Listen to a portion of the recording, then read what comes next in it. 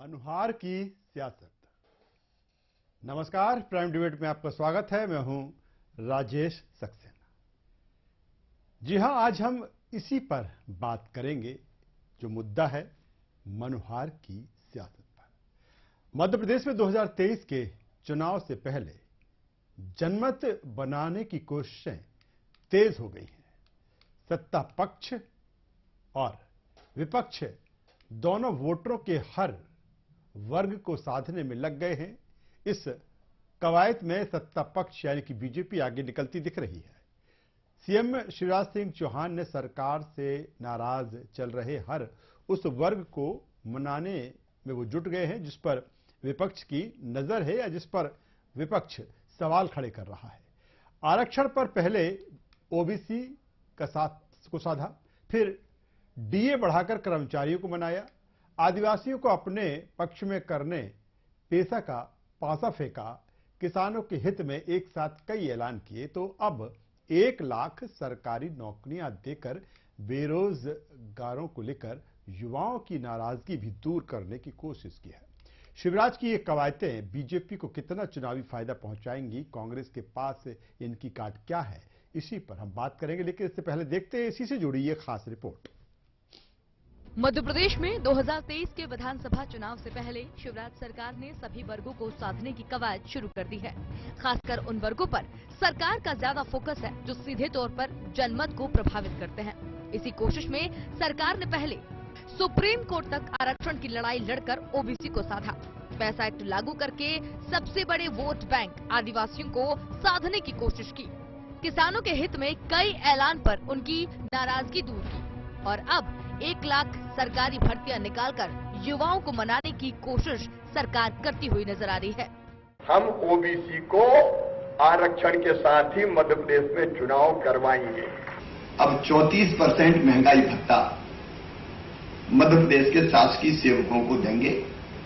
जनजाति आदिवासी भाई बहनों को और मजबूत करने के लिए है और ये पेशा है अनुसूचित क्षेत्र में लागू होगा।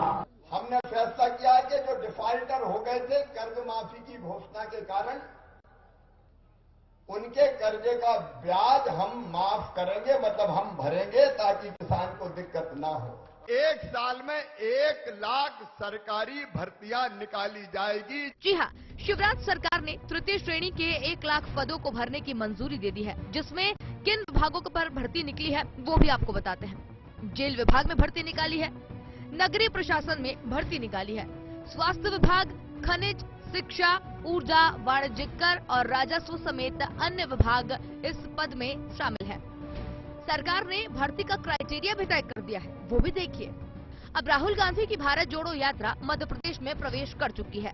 राहुल बेरोजगारी को लेकर शिवराज सरकार को निशाने पर ले सकते हैं। ऐसा माना जा रहा है कि इसी से बचने के लिए बीजेपी ने ये फैसला किया है। हालांकि बीजेपी के नेता ये मानने को तैयार ही नहीं है। वहीं कांग्रेस इन घोषणाओं को चुनावी लॉलीपॉप करार दे रही है। दिल्ली की सरकार हो, मध्य प्रदेश की शिवराज जी की सरकार हो, यथासंभव सरकारी नौकरियों के साथ साथ स्वरोजगार के अवसर भी हम सृजित कर रहे हैं और यही भारतीय जनता पार्टी की विशिष्टता भी और विशेषता भी। उनके पास खजाना खाली है, ये कहां से रोजगार देंगे। इसके पहले भी 20,000 से ज्यादा झूठी घोषणाएं कर चुके हैं। किसान भाइयों को धोखा दे चुके हैं। कई वर्षों से कह रहे 50,000 तक का कर्ज माफ होगा, आज तक माफ नहीं हुआ। मध्य प्रदेश में बेरोजगारी 2018 में एक बड़ा चुनावी मुद्दा था। बीजेपी और कांग्रेस दोनों ने बेरोजगारों के लिए लुभावने ऐलान किए थे, लेकिन इन्हें न तो बीजेपी पूरा कर पाई और न ही कांग्रेस। अब चुनाव के 1 साल पहले शिवराज सरकार ने 1 लाख सरकारी नौकरी का पासा फेंककर युवाओं को अपने पाले में लाने की कोशिश की है और अब देखना ये होगा कि कितनी कामयाबी उन्हें मिलती है और कांग्रेस इनकी कितनी काट निकालती है। Bureau report, TV 27 news, Bhopal.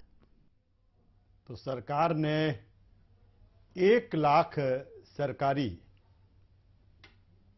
भर्ती करने का जिस तरह से ऐलान किया है सरकारी दफ्तरों में, ऑफिस में, और कहा जा रहा है कि ये मनुहार की सियासत है, कहीं ना कहीं मनाने की ये सियासत है। आज इसी पर हम बातचीत करेंगे, चर्चा करेंगे। चर्चा शुरू करें उससे पहले 2 मेहमान हमारे साथ जुड़ चुके हैं, उनका हम परिचय करा देते हैं। हमारे साथ में है कांग्रेस के वरिष्ठ नेता, पूर्व मंत्री चौधरी राकेश सिंह जी। मैं स्वागत करूंगा राकेश जी आपका।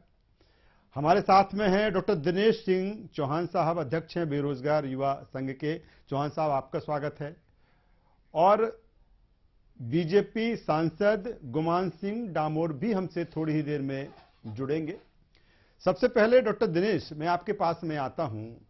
जिस तरह से आप उसके अध्यक्ष हैं जिसको लेकर सभी दावे बहुत करते हैं, रोजगार देने की, आप बेरोजगार संघ के अध्यक्ष हैं।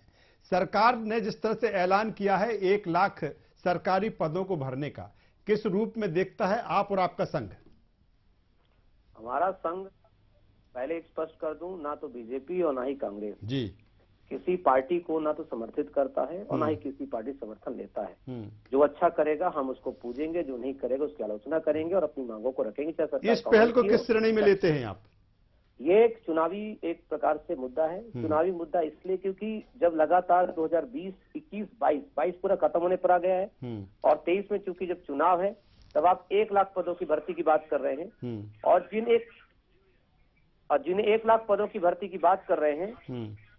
सर मेरी आवाज सही आ रही क्या? हाँ जी, आ रही है, आप बोलिए ना। जी जी, अच्छा 1 मिनट शायद डिस्टर्बेंस मत रही थी। जी हाँ, क्लियर कर। तो ये जो पूरा 1 लाख पदों की जो भर्ती है वो 1 लाख पदों की भर्ती पूरी नहीं हो सकती क्योंकि इस पदों की भर्ती करने के लिए पहले एक इंस्ट्रक्चर चाहिए, चाहे वो रिजर्वेशन का मुद्दा हो, चाहे वो इनके पास भर्ती कराने वाली एजेंसियां हो। एजेंसियां कम, फ्रॉड ज्यादा हो रहे हैं इसमें। स्कैम पर स्कैम, एमपी टेट का स्कैम, एमपी पुलिस भर्ती का स्कैम। अभी चर्चा में आपको पूरा तमाम चीजें बताऊंगा, पूरा मेरे पास डाटा रखा हुआ है। और ये जो 1 लाख पदों की बात कर रहे हैं, 1 लाख पद छोड़िए, 50,000 पदों की भर्ती सही तरीके से अगर 1 साल में ज्वाइनिंग हो जाए वो बहुत बड़ी बात है। उसके पीछे कई सारे इसके रीजन हैं। जो अभी 1 लाख पदों का जो इन्होंने एक निर्देश जारी किया है वो पूरा का पूरा जा करके 3 से 4 साल का इनका पूरा प्लान है कि अभी पहले 2022 में हम नोटिफिकेशन की बात करेंगे।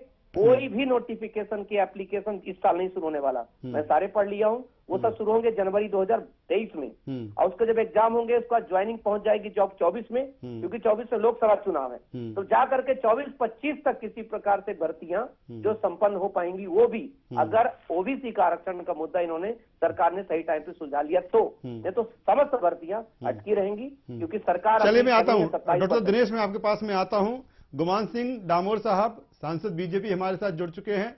गुमान जी, मैं स्वागत करता हूं आपका। और सबसे पहले मेरा यही सवाल, और जिस तरह से डॉक्टर दिनेश सिंह चौहान कह रहे हैं, अध्यक्ष हैं बेरोजगार युवा संघ के, कि ये तो एक लॉलीपॉप है। आपने चुनाव के वक्त आपने ऐलान किया था आपकी सरकार बनती है, दोबारा बात करें जब 15 महीने कांग्रेस की सरकार रही, और अब आप कहीं ना कहीं उसकी घोषणा कर रहे हैं कि 1 लाख पद भरे जाएंगे, और वो भी तब जब 23 भी निकल जाएगा, 24 भी निकल जाएगा। क्या ये एक चुनावी एक हथकंडा है, स्टंट है बीजेपी का? जी नमस्कार जी। देखिए, जो पदों की पूर्ति होना है ये सभी रिक्त पद हैं। मैं आपको ये बताना चाहता हूँ कि जो हमारे पद हैं इन पदों की स्वीकृति होती है और पदों की स्वीकृति वित्त विभाग देता है। और जब पद निर्मित होता है और पद पूर्ति होती है तो उसका वेतन आहरण के लिए कोड होता है। तो जैसा अभी मैंने सुना बिल्कुल ठीक नहीं है। हमारे सभी जो पद भरे जाना है वो स्वीकृत पद हैं और उनके लिए पूरी प्रक्रिया है। और पद पूर्ति के लिए जो जिस प्रकार से आप बता रहे हैं बिल्कुल ऐसा नहीं है। हम आने वाले 3 से 6 महीने में इन पदों की पूर्ति कर लेंगे। कुछ ये हो सकता है कि कुछ पद जो न्यायालय में विवाद के कारण नहीं भरे जा सकते उनके बारे में मैं नहीं कह सकता हूँ, परंतु सामान्य प्रक्रिया में ये जितने पद घोषित हो रहे हैं ये सभी पदों की पूर्ति आने वाले 3 से 6 महीने में हो जाएगी। सर, पद तो सालों से खाली है सर, सरकार आपकी है, पद सालों से खाली है, फिर चुनाव के एन वक्त पर 10-11 महीने का वक्त, लगभग 10 महीने का वक्त बचा है, तब आप इनकी भर्ती की घोषणा करते हैं। देखिए ऐसा नहीं है, पद हमारे नियमित रूप से लगातार भर्ती हो रहे हैं। ये बल्क पद हैं जिनको भरा जा रहा है। छोटे मोटे पद जो हैं वो तो नियमित रूप से भरे ही जा रहे हैं। प्रति महीने हमारे पदों की पूर्ति हो रही है, ऐसा नहीं है। पर ये चूंकि बड़ी संख्या में पद हैं वो इसकी विज्ञप्ति हुई है, इसलिए आप इसकी चर्चा कर रहे हैं। देखिए, भारतीय जनता पार्टी की सरकार का पूरा प्रयास है कि हमारे युवाओं के हाथ में काम हो। हम हर प्रकार से हर युवा को रोजगार देने का प्रयास कर रहे हैं। रोजगार स्वरोजगार के माध्यम से भी दिया जा रहा है और सभी लोगों को आप जैसा समझते हैं कि हम 100% लोगों को शासकीय सेवा में नहीं रख सकते हैं, ये आप भी समझते हैं। तो जितनी सीमा में रखे जा सकते हैं उस सीमा में रखने का पूरा प्रयास है। और बाकी जो हमारे युवा साथी हैं उनको स्वरोजगार के माध्यम से अपने पैरों पर खड़े रहने के लिए शासन। चलिए सर, चलिए डामोर साहब में दोबारा आता हूं। हमारे साथ में कांग्रेस के वरिष्ठ नेता पूर्व मंत्री चौधरी राकेश सिंह जी हैं। राकेश जी, क्या माना जाए जिस तरह से जिन मुद्दों को लेकर आप लगातार हमलावर रहते थे बीजेपी पर, सरकार पर, एक के बाद एक, चाहे पैसा एक्ट की बात कर लें या कर्मचारियों को डीए की हम बात कर लें या फिर हम चुनाव में ओबीसी आरक्षण की बात कर लें, और अब जो सबसे बड़ा मुद्दा था बेरोजगारी का, कि जो वादा किया था वो नहीं निभाया, अब वो भी कर दिया, क्या सारे मुद्दे जो कांग्रेस थे अब हाथ से निकलते जा रहे हैं? पहले तो मैं राजेश भाई न्यूज 27 को बहुत बधाई देता हूं। मैं पहली मर्तबा आपके बीच में बैठा हूं और दर्शकों को भी बधाई देता हूं इतने अच्छे चैनल पे बैठने के लिए। आपने जो प्रश्न उठाए हैं उनका मैं जवाब देने की पूरी कोशिश करता हूं। अव्वल तो यह है कि मध्य प्रदेश के युवा बेरोजगार माननीय शिवराज सिंह चौहान की किसी बात का भरोसा नहीं करते। इनका भरोसा उठ चुका है।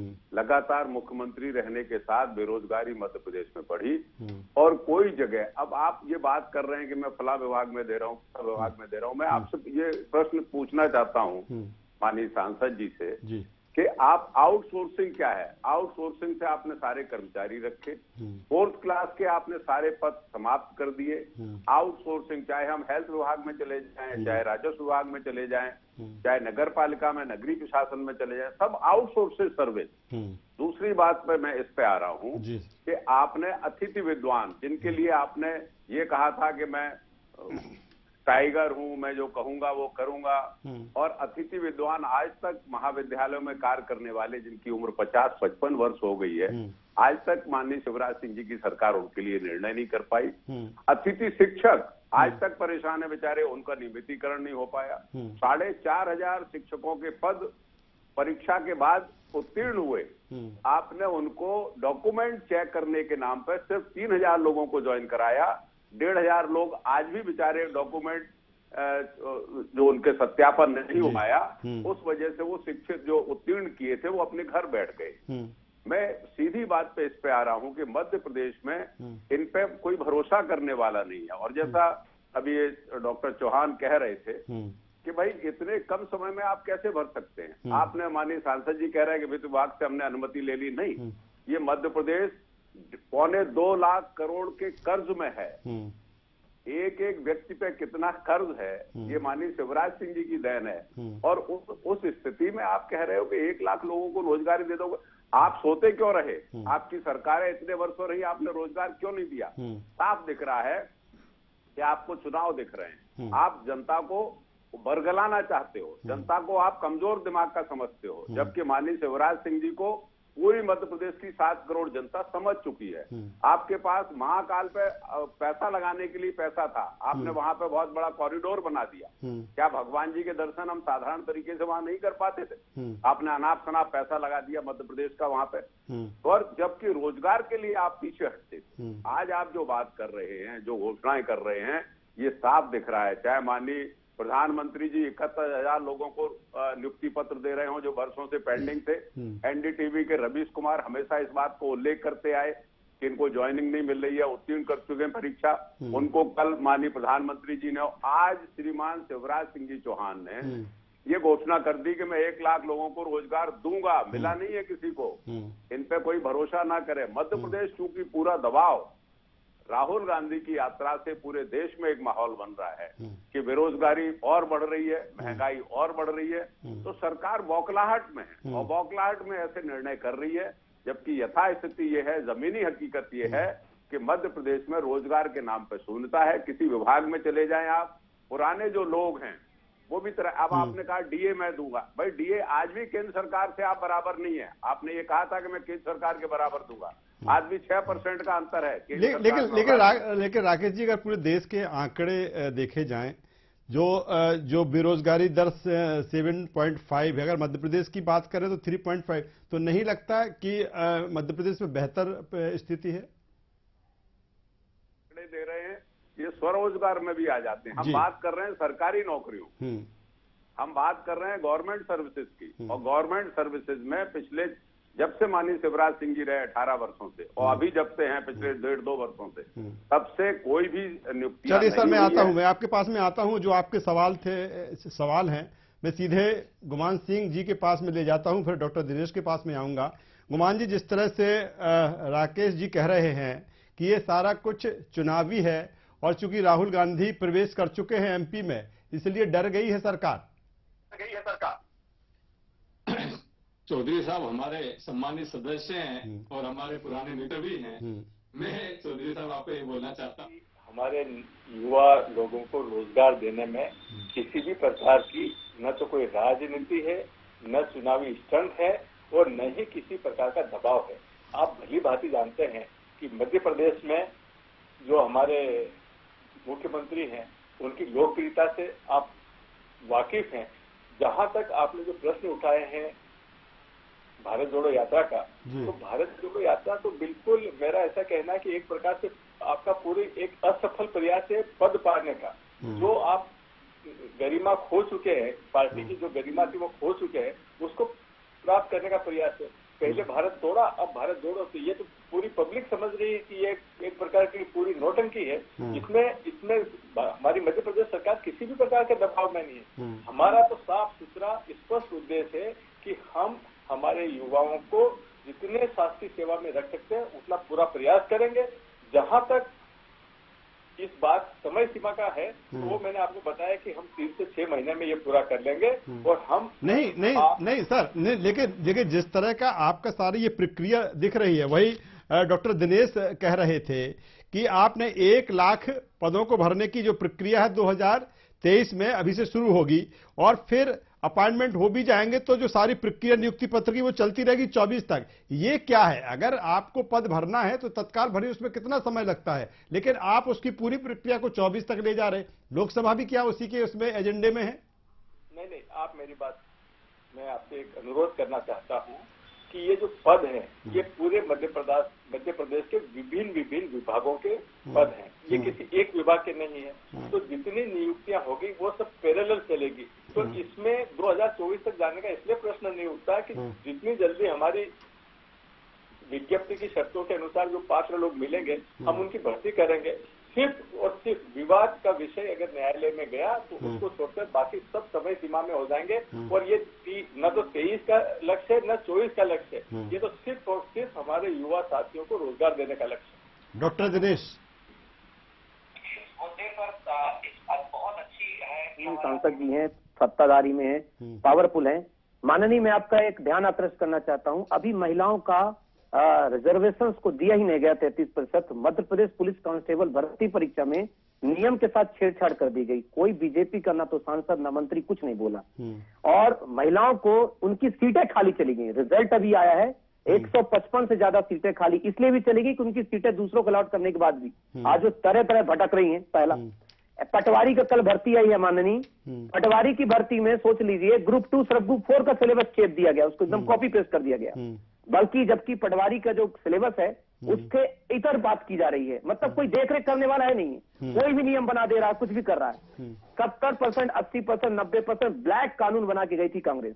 एक तो वैसे भी तृतीय चतुर्थ कांग्रेस जो कैटेगरी के लोग होते हैं उनको सैलरी नहीं मिलती, और उन्होंने ऊपर से एक कानून बना दिया कि पहले साल कांस्टेबल को 70%, दूसरे साल 80%, तीसरे साल 90%, चौथे साल उसको मिलेगी 100% सैलरी 18,500। इस नियम को तत्काल वापस किया जाए, क्योंकि ये कानून हम बहुत ही ज्यादा मानते हैं विवादास्पद है, गलत है। और 51,000 पदों को लेकर के लगातार एमपी टेट के बच्चे वर्ग 3 के, जिनकी पदों की संख्या 1.5 लाख ज्यादा खाली है, वो मांग कर रहे हैं कि हमें 51,000 पद दे दी जाए, क्योंकि क्वालिफाइड किए गए 2.2 लाख बच्चे। तो इस पे संज्ञान लिया जाए। और आदरणीय बीजेपी सांसद से मैं यहाँ बैठ करके एक चीज से बस 2 पॉइंट का जो है आश्वासन लेना चाहता हूँ कि क्या ये महिलाओं की जो रिजर्वेशन नहीं दिया गया एमपी पुलिस भर्ती में, वो फिर हमेशा ही कर दिया जाएगा। 33% सुनिश्चित है, लेकिन उनके नियम में मैं नियम भी भेज दूंगा। बहुत छेड़छाड़ कर दी गई ताकि उनको बाहर कर दिया जाए। क्या इनको इनका हक मिलेगा, या ऐसी भर्ती प्रक्रिया चलेगी तो पूरी की पूरी भर्ती प्रक्रिया कहीं के कहीं बिक जाएंगी। क्योंकि जिन लोगों ने 10-10 लाख रुपए दिए उनको एंट्री कर दी गई, महिलाओं की सीटें भर दिया गया।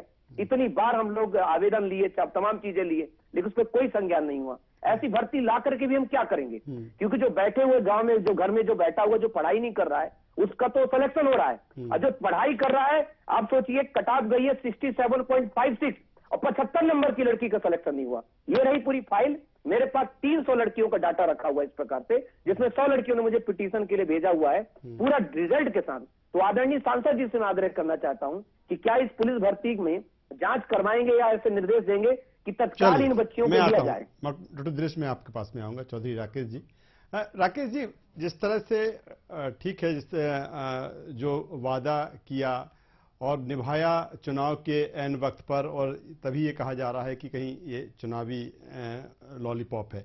लेकिन मैं कांग्रेस के पॉइंट ऑफ व्यू से बात करूं, सर, आपकी भी सरकार जब थी, आपने भी बेरोजगारी भत्ता देने की बात की थी, आपने भी रोजगार देने की बात की थी, लेकिन उस दिशा में बिल्कुल काम नहीं हुआ। 15 महीने ही आप रहे। हाँ, आप बेशक मूल्यांकन कर सकते हैं जी। कि 5 वर्ष के लिए सरकार चुनी जाए और 15 महीने के लिए जो काम हो जी, उसमें भी लोकसभा चुनाव बीच में आ गया हो, जी, आचार संहिता लगी रही हो, लेकिन नियुक्तियां माननीय कमलनाथ जी ने निकाली। कमलनाथ जी ही वो व्यक्ति थे, मुख्यमंत्री थे जब इन्होंने पिछड़े वर्ग के आरक्षण के लिए प्रस्ताव पारित किया। कोई भी सरकार प्रस्ताव पारित करे और माननीय शिवराज सिंह जी ने ये कहा कि मैं इसके बिना चुनाव नहीं होने दूंगा, आज इसके बिना नियुक्तियां नहीं होंगी या चुनाव नहीं होंगे, तो माननीय शिवराज सिंह जी को यह तय करना चाहिए कि वो अपनी कही हुई बात पे कितने वो अडिग रहते हैं, कितने स्थायित्व उसको मुकम्मल रहते हैं। जहां तक कांग्रेस का सवाल है, कांग्रेस ने नियुक्तियां निकाली थी, कांग्रेस ने कर्ज माफी वाली बात भी की थी, वो भी माफ किए थे 60,000 लोगों के, और जो भी तरीका था उसको पूरा अपनाया था।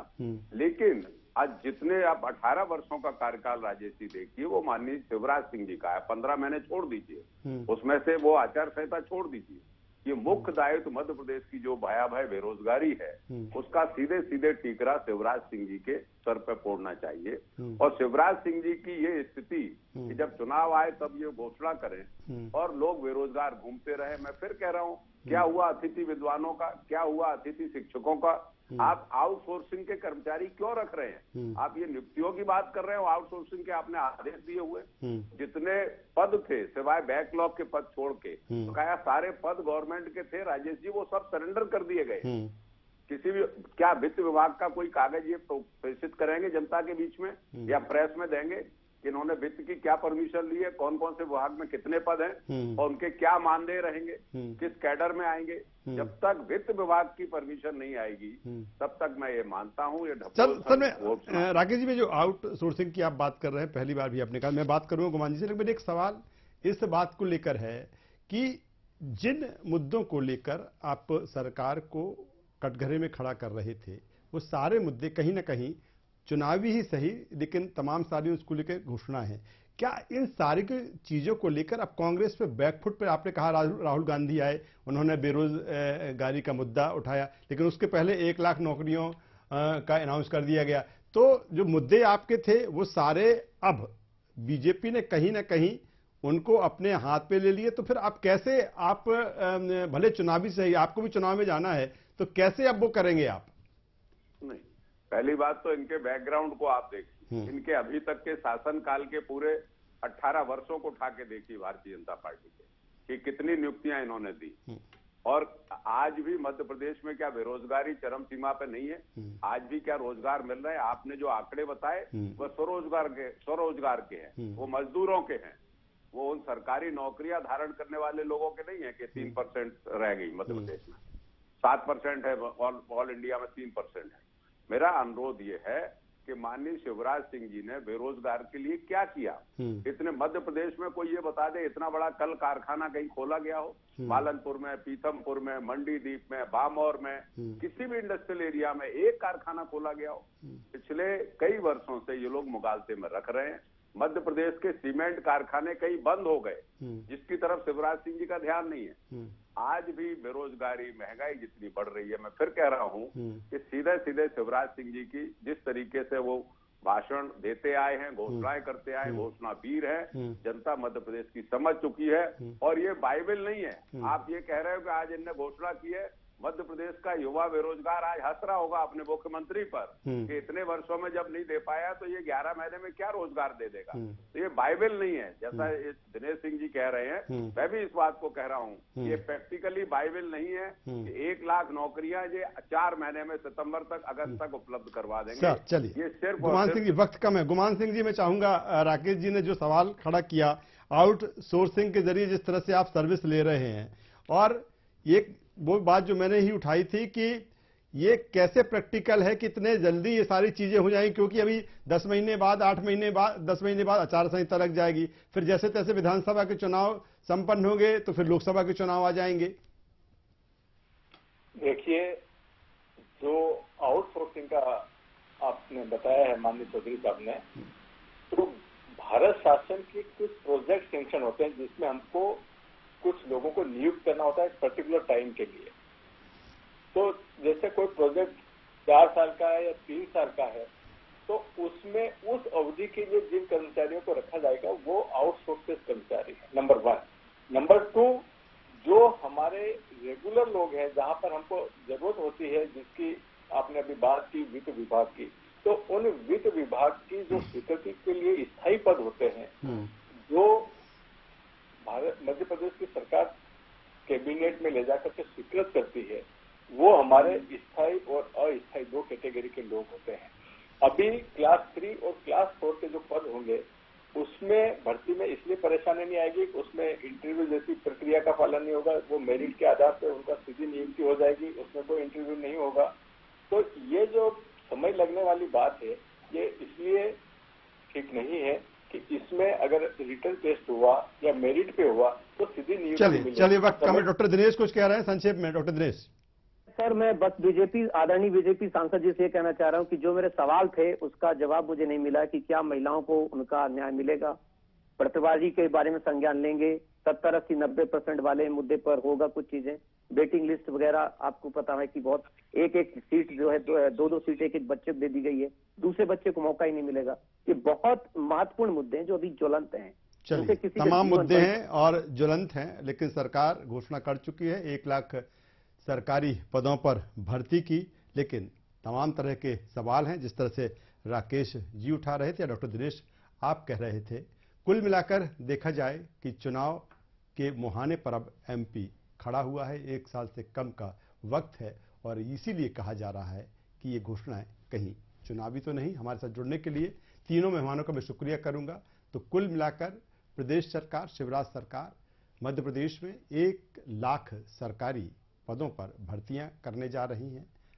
इसके समय सीमा को लेकर भले विपक्ष के सवाल हों, लेकिन इतना जरूर है कि जिसका इंतजार प्रदेश के बेरोजगारों को लंबे समय से था, खासतौर पर जो सरकारी नौकरियों में जाना चाहते हैं, उनके लिए जरूर ये एक खुशखबरी है।